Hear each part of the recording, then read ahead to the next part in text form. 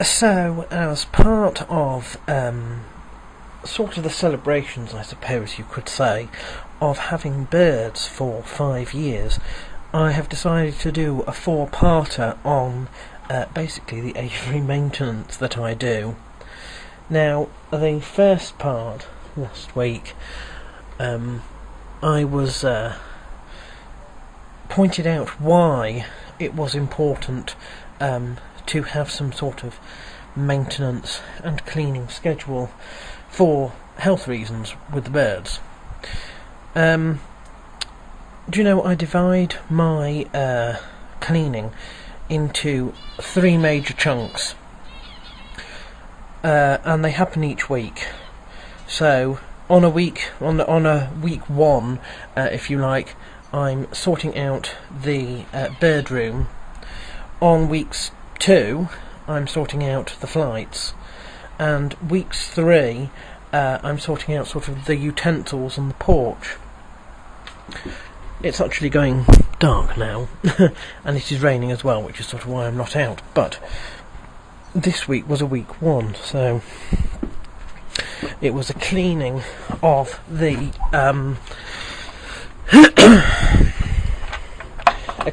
bird rooms. Now, let me explain something first. There are various things that happen every single week, and the most important of these is scraping down the sides of the sills.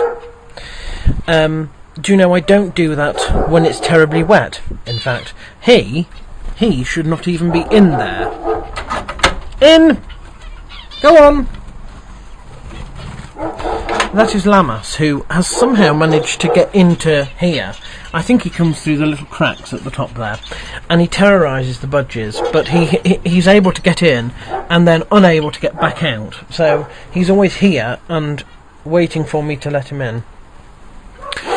Anyway, so the reason I don't clean the sills when it's been heavily raining is for 2 reasons. Firstly, because you'll find that the rain usually dissolves most of the bird poo anyway. And secondly, because if you're scraping the wood and it's wet, it damages quite easily, and, you know, I can't afford to replace it, so I don't do that.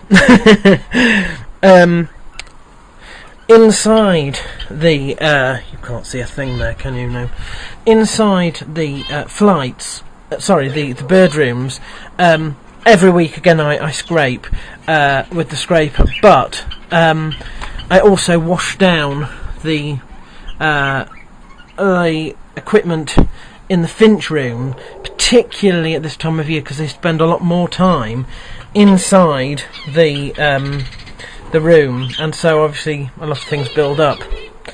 There are certain people who would say that there are health worries in doing this, because the excrement of birds, you know, is not conducive to the health of human lungs, shall we say that. So I do try and do it as quickly as I can, and obviously this is quite well ventilated anyway. So those things, along with topping up the waters, get done every single week, whether it's a week 1 or 2 or 3.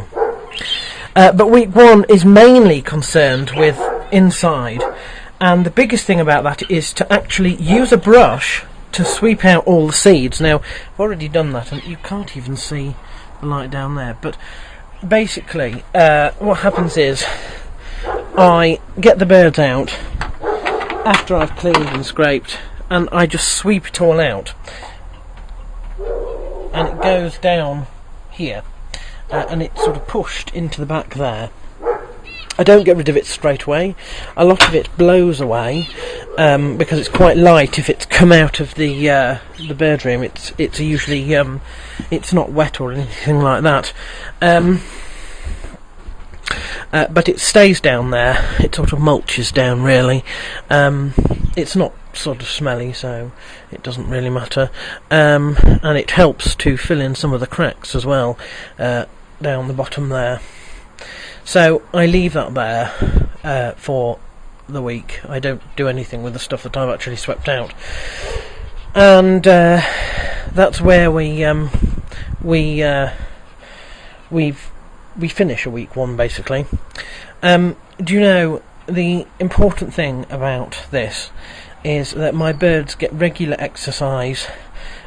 In the bird room they are not constricted. There's always places that they can perch, and the waters are topped up every single day, inside and outside. And when I mean topped up, I mean I basically tip the water out and refill it.